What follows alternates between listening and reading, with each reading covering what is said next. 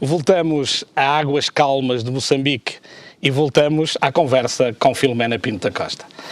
Quando interrompemos para tomar um café, que estava saboroso, diga-se de passagem,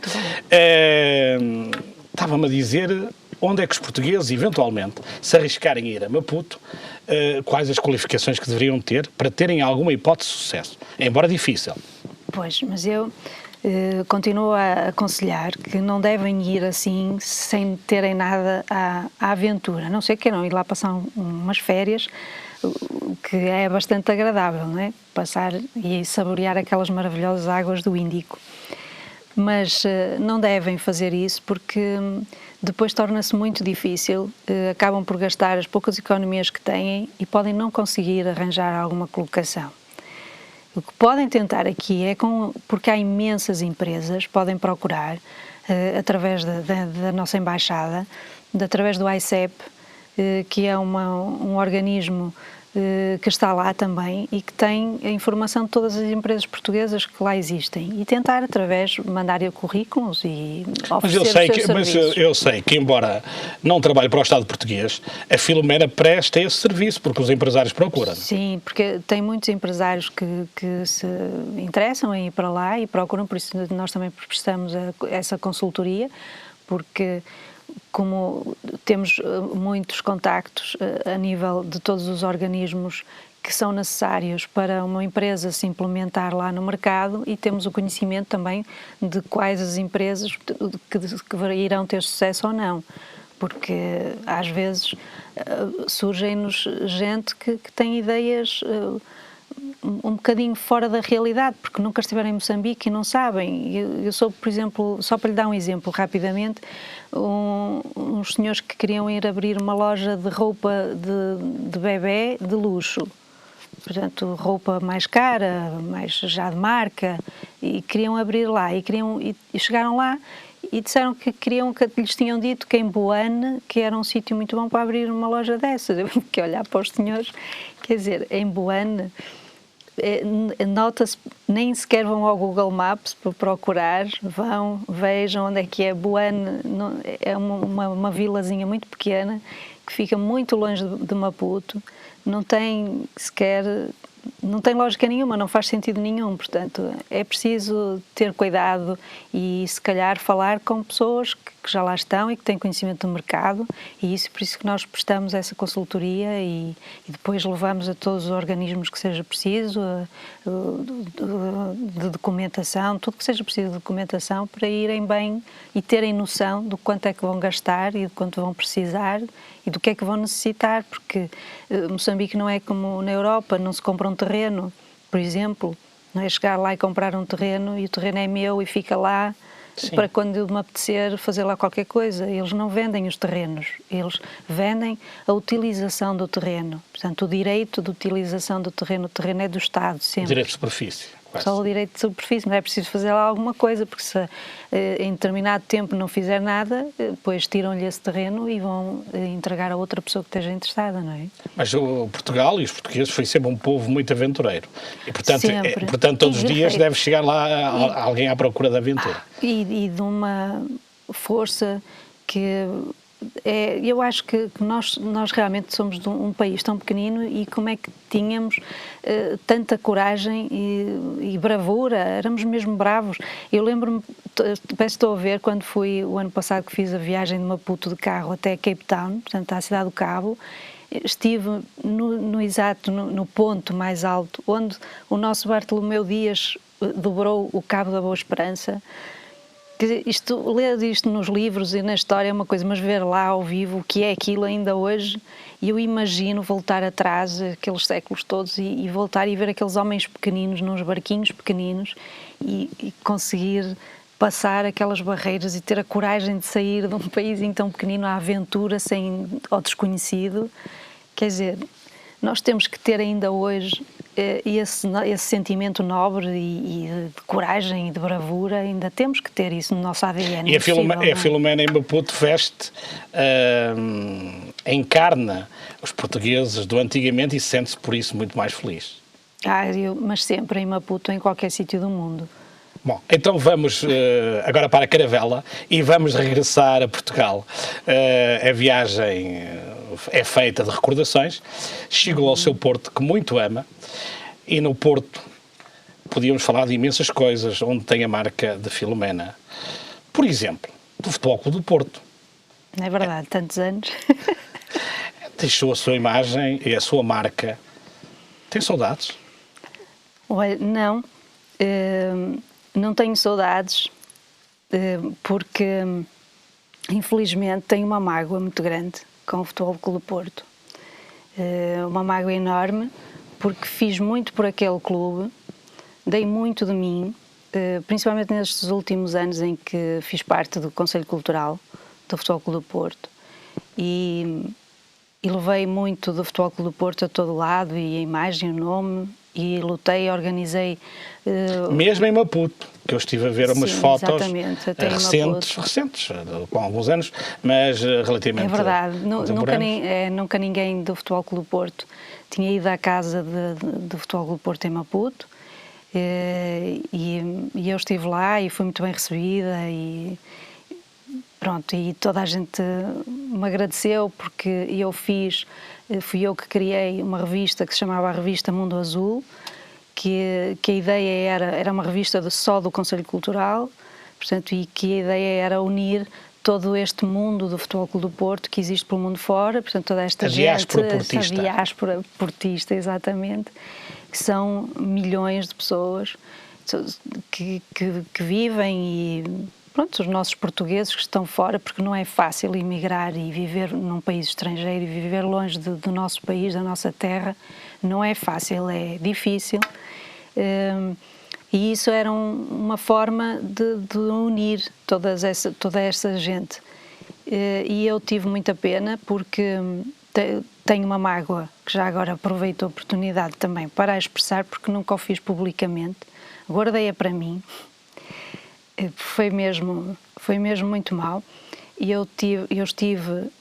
fui sócia do Futebol Clube do Porto durante 25 anos, e eu digo fui porque deixei de ser, porque nos meus 25 anos de sócia, em que deveria ter recebido a minha Roseta de Prata, como qualquer sócio que tem e que tanto gosta do seu clube, eu deveria ter recebido a minha Roseta de Prata, e não o fizeram, não me deram a minha Roseta de Prata, e inclusive nem sequer fiz parte das listas da cerimónia que organizam para a entrega das Rosetas de Prata, nem sequer o meu nome constava das listas, o que para mim foi, digamos que uma facada nas costas. Quer dizer, toma lá, é desta forma que a gente te agradece o que tu fizeste pelo clube e o que andaste a fazer aqui, o trabalho todo que eu fiz, que fiz porque gostava de o fazer, e que fiz com muito carinho, com muita paixão. E acho que fiz bem, porque consegui fazer um bom trabalho, que ainda hoje as casas do Futebol Clube do Porto, quando venho a Portugal, todos estão no meu Facebook, todos me pedem amizade e me pedem sempre para, quando eu voltar cá, ir visitá-los e estar com eles. E eu tenho muita pena que o Futebol Clube do Porto esteja a desaparecer, o clube em si, a história, porque aquele clube nasceu também dessas casas e dessa gente, foi com essa paixão de toda essa gente que fez crescer aquele clube, e neste momento existe uma SAD, existe um negócio, e largaram completamente, abandonaram as casas, não não têm sequer a expressão, e o que me entristece muito, porque a mim o meu trabalho principal, a minha ideia era fazer isso. Aliás, eu quis até fazer um canal de televisão na internet só com as casas do Futebol Clube do Porto, para que eles pudessem todos, em conjunto, trocar ideias e mostrar o que fazem, mostrar todas as atividades, porque as pessoas não imaginam a importância, e eu falo nas casas do Futebol do Porto, mas as outras também, do Sporting e do Benfica, que existem, a importância que elas têm nessas comunidades no estrangeiro, para os imigrantes, para os nossos patriotas que vivem tão longe. Eu não interrompi, Filomena, porque acho que é uma matéria com algum melindre, alguma sensibilidade, e obviamente não lhe vou fazer nenhuma pergunta sobre isso.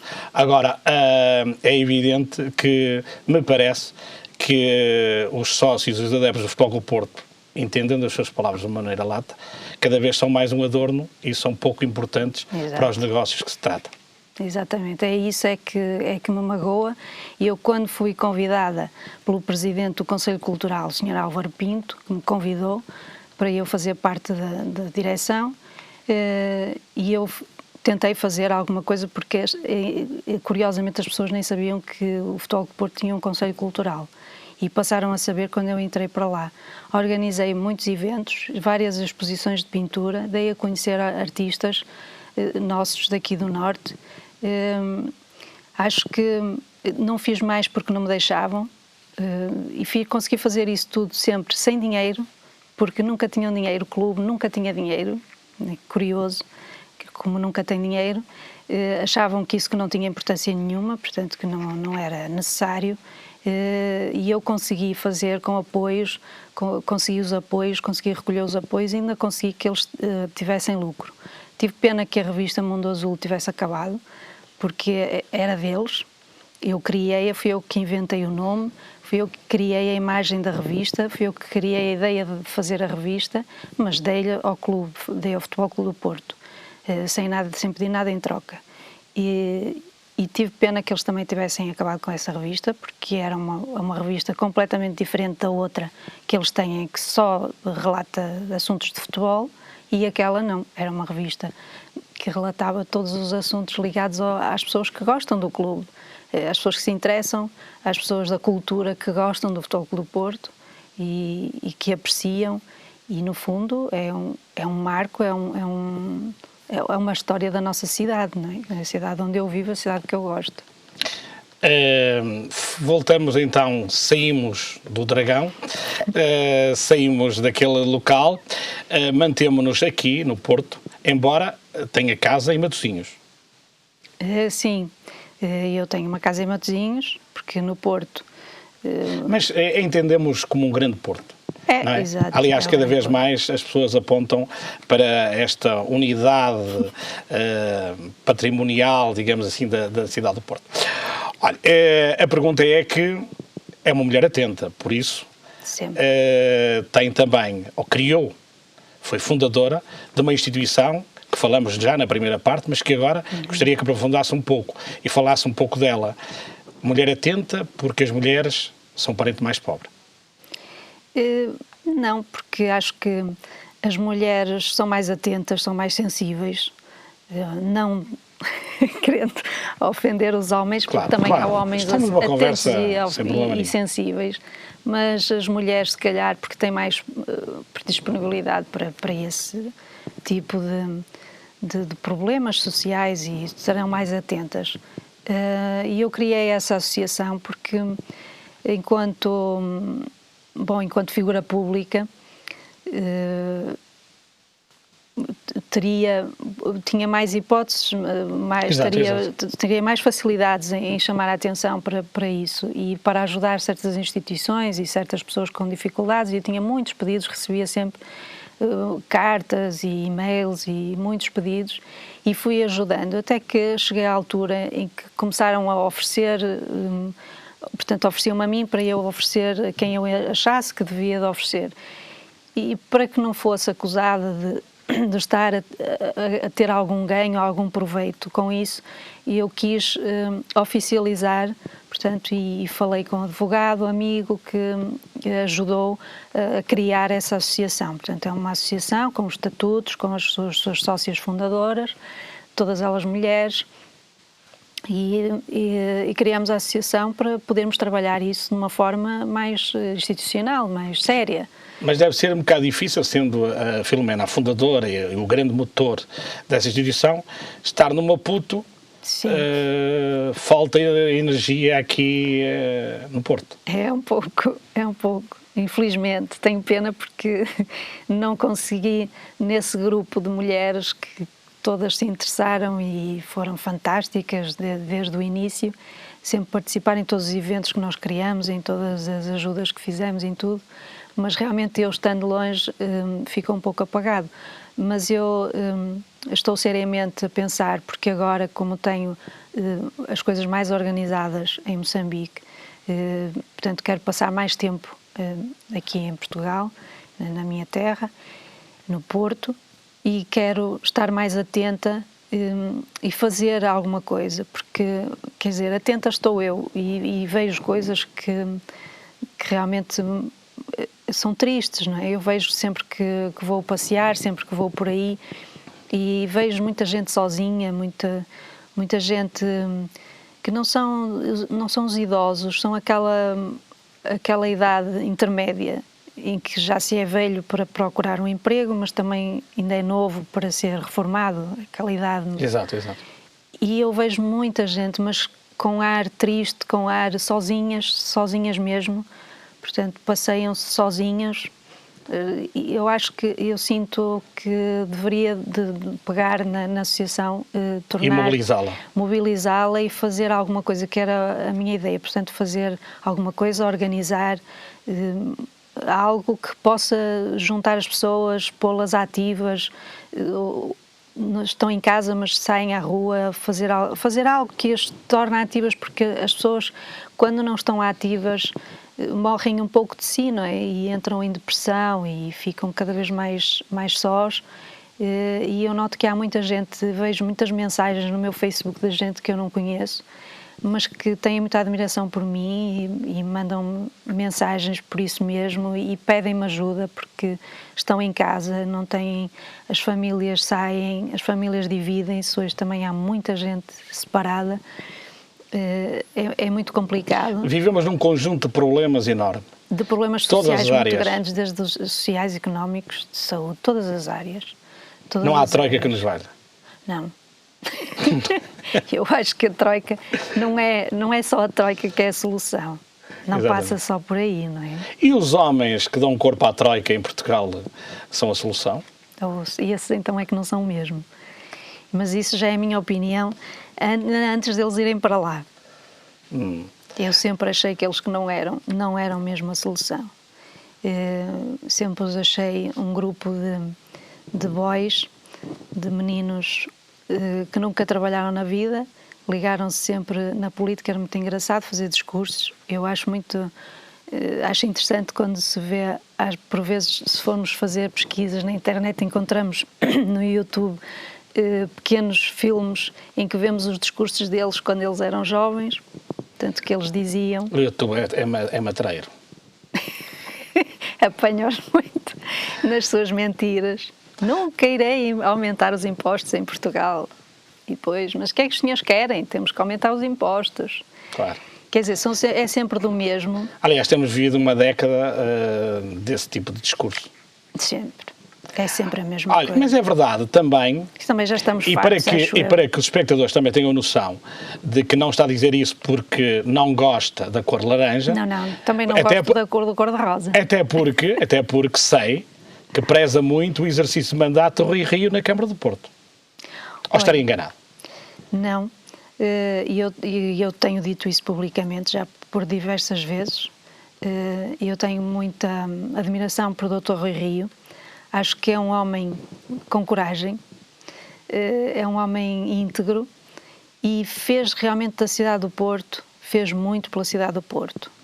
Eu sempre, mesmo quando ouvia certas críticas ao trabalho dele, era por pessoas que criticavam só por criticar, porque às vezes acontece isso, as pessoas são levadas pelas notícias, influenciam-se, deixam-se influenciar pela televisão, deixam-se influenciar pelas notícias dos jornais e muitas vezes são manipulados completamente, não é? Nós sabemos, como jornalistas, sabemos perfeitamente como manipular a opinião pública, mas também é preciso ver, é preciso sair à rua e é preciso ver com os olhos de ver, não só ver o que os outros dizem. Provavelmente uma gestão a Rui Rio impediria a entrada da troika em Portugal.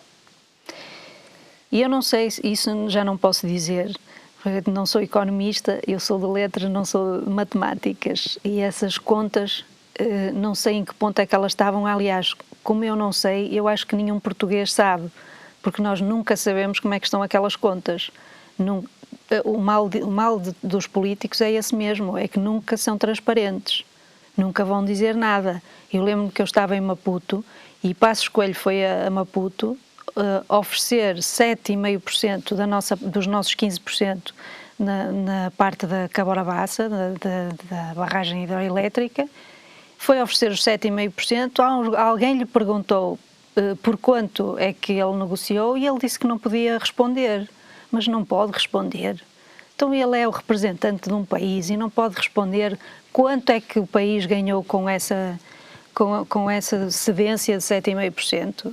Isso é que é inadmissível, não faz sentido nenhum. Sim, mas o que é que ele veio aqui fazer? Veio passear, passar umas férias, fez uma coisa muito interessante que juntou as pessoas todas, a comunidade portuguesa convidaram-nos, e eu fui convidada também, mas não, na altura estava na cidade da Beira e não pude estar presente, senão teria mesmo lá ido.